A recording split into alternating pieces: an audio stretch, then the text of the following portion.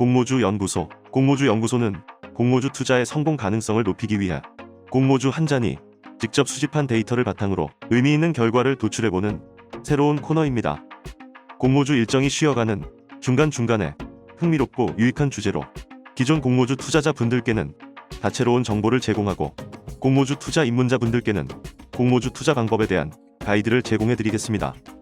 오늘의 주제, 상장 첫날 유통 가능 주식이 공모주뿐일 때 벌어지는 일. 얼마 전 청약을 했던 위드텍도 상장 첫날 유통 가능 주식이 공모주뿐이었다는 사실 알고 계셨나요?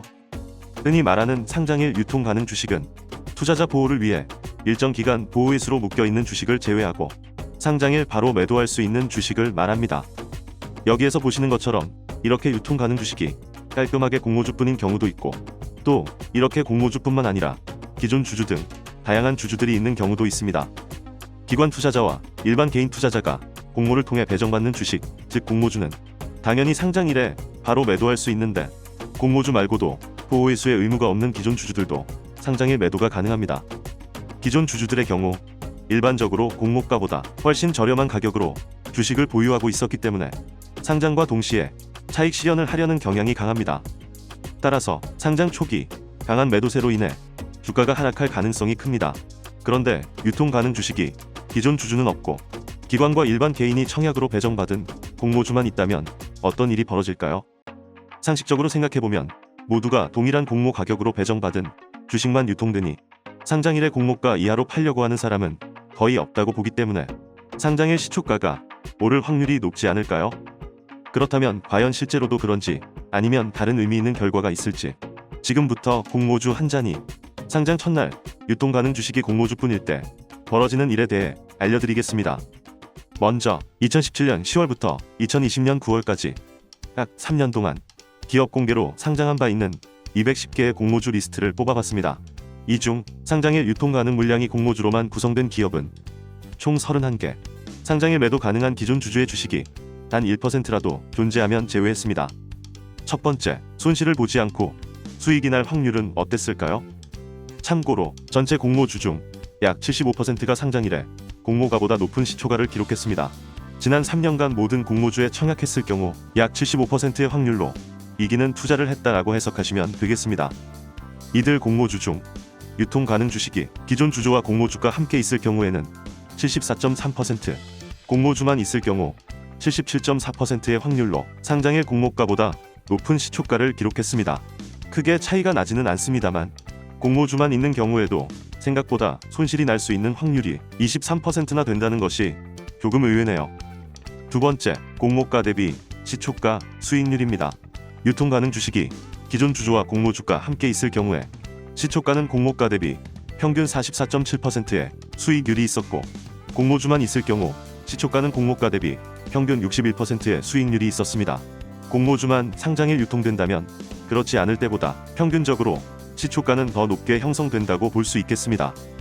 세 번째, 시초가가 공모가의 2배, 즉 더블이 될 확률입니다. 유통 가능 주식이 기존 주주와 공모주가 함께 있을 경우에 17.3%의 확률로 시초가의 2배가 되었고, 공모주만 있을 경우 29.2%의 확률로 시초가의 2배가 되었습니다. 이 역시 공모주만 있을 경우에 더 높은 가능성이 있는 것으로 확인되었습니다. 네 번째, 상장일 따상으로 마감할 확률입니다. 유통 가능 주식이 기존 주주와 공모주가 함께 있을 경우에는 6%에 불과했으나 공모주만 있을 경우에는 20.8%가 상장일 따상으로 마감했습니다. 이렇게 볼 때 상장일 공모주만 유통이 될 경우 이기는 투자를 할 수 있다는 차원에서의 승률은 큰 차이가 없지만 시초가 수익률과 따상할 가능성은 월등히 높은 것으로 확인했습니다. 하지만 무조건 수익을 보는 것은 아니기 때문에 공모주 한 잔이 데이터를 분석한 결과 몇 가지 조건을 제안드립니다. 상장일 공모주만 유통이 되는 기업은 이 순서로 확인하시면 됩니다. 첫 번째, 기관 경쟁률과 일반 경쟁률. 두 번째, 유통 가능 주식 비율. 세 번째, 공모 규모. 네 번째, 공모 방식. 다섯 번째, 기관의 의무 보유 확약 비율. 첫 번째 조건은 필수건으로 기관 경쟁률과 일반 경쟁률 모두 300대 1 이상이어야 합니다. 상장일 공모주만 유통됐던 31개 종목 중 18개 종목은 기관 경쟁률과 일반 경쟁률 모두 300대 1 이상이었고, 모두 시초가가 공모가 이상으로 무려 평균 72.34%의 시초가 수익률이라는 놀라운 결과가 있었습니다. 첫 번째 조건을 충족한다면 나머지 조건은 순서대로 충족할수록 더 높은 수익률이 기대되는 종목이라고 할 수 있습니다. 두 번째 조건, 유통 가능 주식 비율이 26% 미만이면 좋습니다. 26% 미만인 종목의 상장일 종가 기준 평균 수익률은 104.8%, 26% 이상인 종목은 18.7%로 상당히 큰 차이가 있는 기준임을 확인할 수 있었습니다. 세 번째 조건, 공모 규모가 300억 원 미만이면 좋습니다.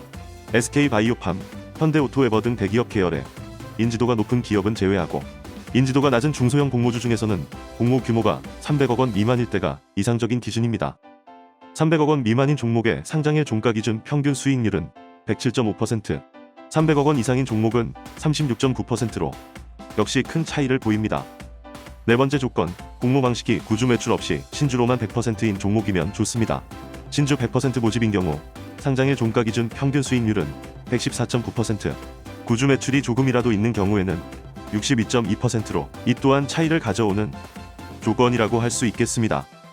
그리고 마지막 방점을 찍어줄 조건은 증권 발행 실적 보고서로 공시된 기관의 최종 의무 보유 확약 비율이 최소 50% 이상이면 좋습니다.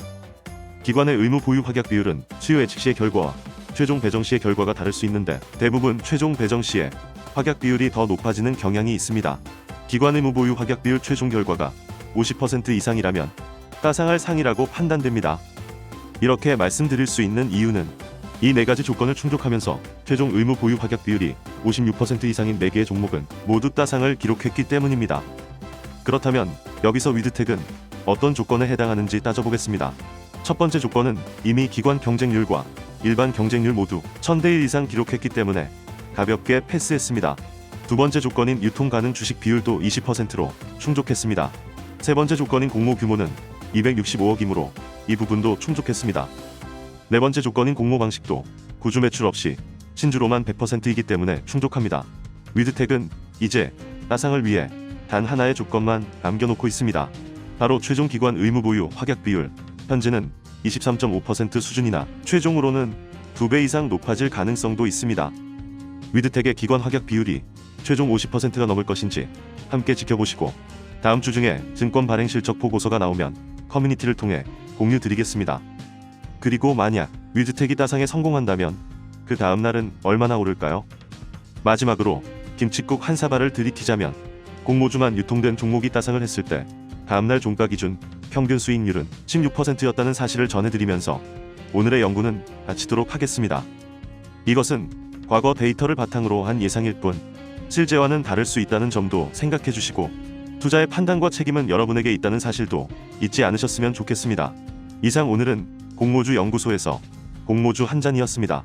불금과 주말은 공모주 한 잔 하시면서 재테크 에너지 충전하시기 바랍니다. 감사합니다.